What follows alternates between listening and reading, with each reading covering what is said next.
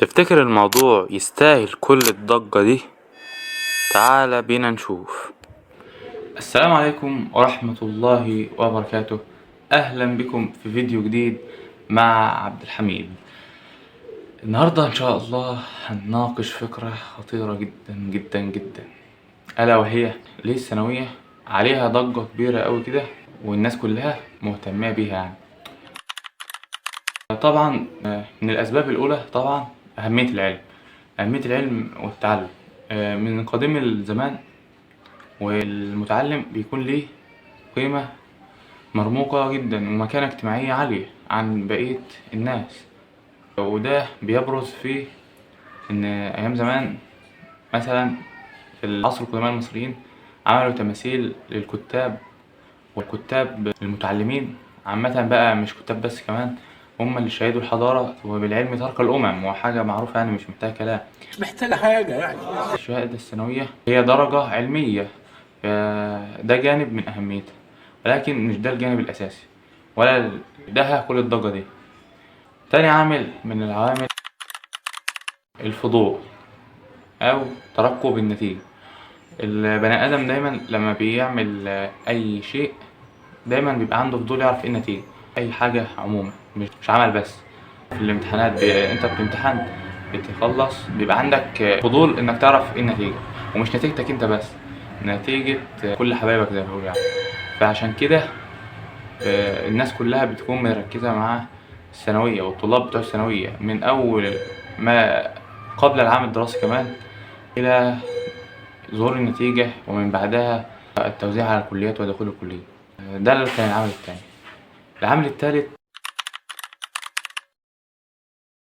ألا وهو تحديد المسار أو المصير. الشهادة الثانوية ليست مجرد شهادة علمية عادية، وإنما هي بتكون مؤهلة لدخولك الكليات، وطبعا الكليات بيكون فيها مقاعد محددة، وطبعا بيكون في كليات الناس بتفضلها عن كليات تانية وبيكون عليها طلب عالي. فطبقا لقانون العرض والطلب، الحاجة اللي بيكون عليها طلب كبير والعرض بتاعها قليل فبالتالي بتزيد في قيمتها، فبالتالي أدى إلى إن بيكون في منافسة شديدة بين الطلبة. مش مطالب منك إنك تنجح بس، ولكن مطالب إنك تنجح بتفوق وتجيب تقدير كويس وعالي علشان تقدر تنافس زمايلك على دخول الكلية اللي أنت عايزها. أسباب عديدة بقى طبعا باختلاف الكليات، ولكن تتمحور حول الرغبة الشخصية للناس والصورة النمطية في الأذهان ومصطلح كليات القمة اللي الناس كلها بتكون حاطها رغبات أولى. رابع عامل وهو زيادة الأعداد. زيادة أعداد المتعلمين على مر العصور، بداية لما كان التعليم مقتصر على الكتاتيب والحلقات العلمية في المساجد، وصوله بمرحلة المدارس الابتدائية، ومن ثم شهادات زي شهادة البكالوريا مثلا كانت قديما كانت بتؤهلك للتوظيف في جميع المناصب الحكومية المرموقة، وده كان كفيل إنه يخليها كفاية للناس. لو شخص حابب إن هو يضمن مستقبل، يعني مفيش حاجة ضامنة يعني، بس يضمن مستقبله المهني في وظيفة تكون محجوزة باسمه، كان كفاية جدا إنه يكون متعلم تعليم بسيط جدا. ومع زيادة أعداد المتعلمين الحاجة اللي بتكتر بيكون فيها منافسة أكتر، فبالتالي مبقاش كفاية إنك تكون متعلم فقط، لازم تكون متعلم ومعاك درجة عالية زي مثلا اللي هي الكلية.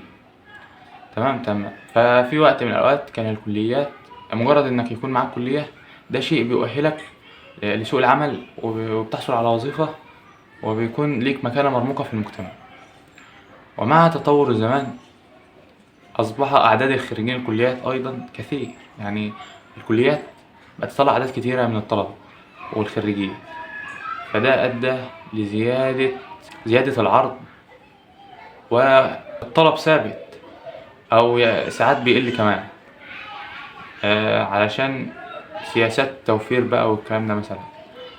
فالتعيينات بتقل والوظيفة المضمونة بتقل، المنافسة بتزيد في السوق، وده بيخلي الناس تهرب من كليات وتلجأ للكليات اللي كانت لسه بتقدم لها الضمان المهني أو يعني المستقبل المهني المضمون. وكان منها بعض الكليات زي الكليات الطبية والهندسية.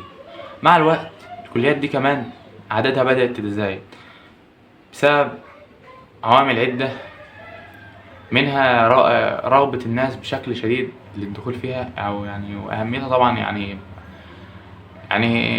هي من زمان، يعني من زمان برضه هي كانت كويسة، يعني من زمان برضه هي كانت هي إيه قمة الكليات.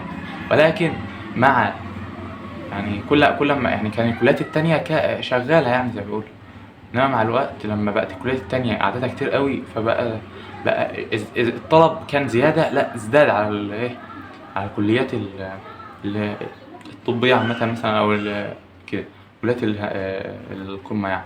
فبسبب زيادة الطلب على الكليات دي، وإن الأعداد ثابتة وتكاد تكون يعني إذا زادت لا تزيد بالزيادة الكافية، فأصبح إن بيكون في تنافس عالي جدا بين الطلبة. والتنافس ده بيبقى محتاج إنك تجيب مجموع عالي عشان تقدر تكون مؤهل إنك تخش الكلية دي بعينها. وإذا ما دخلتش الكلية دي فالكليات التانية مش هتكون مرضية سواء ليك أو لأهلك أو للمجتمع. ده شيء يتم تفسيره بعدم الضمان الوظيفة المستقبلية.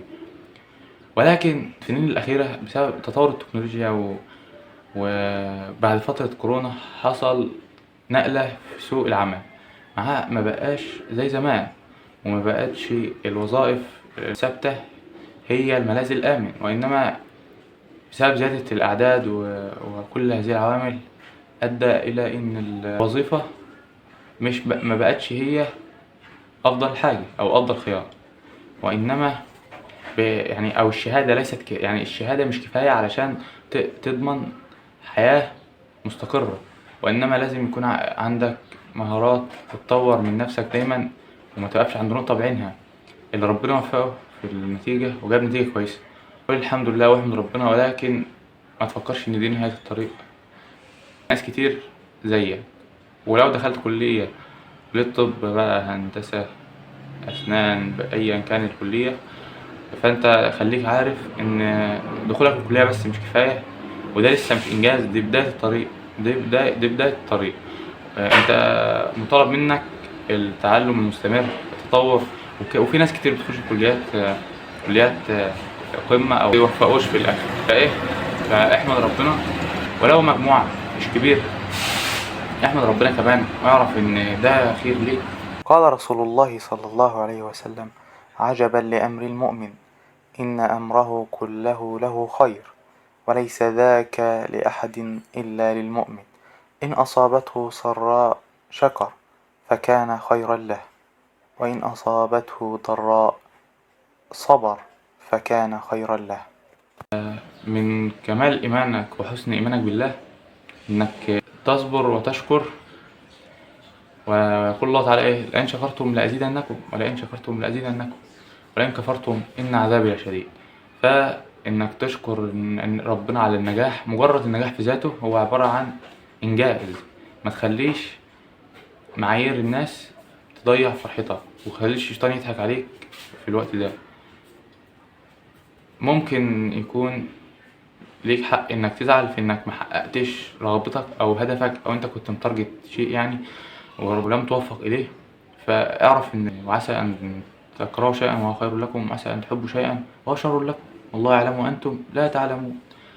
فافتكر كل الكلام ده وحاول ترضى، لأن الرضا هو السبيل لتخفيف الهموم. ويقول النقشبندي يعني في الساعة اللي هو بتاعت مولاي دي، يقول تحلو مرارة عيش في رضاه، برضا الله تحلو المرارة. تهن الحياة على الإنسان، واعلم أن الآخرة خير وأبقى، فلا تكفر بنعمة الله واشكر الله على نعمته. تمام.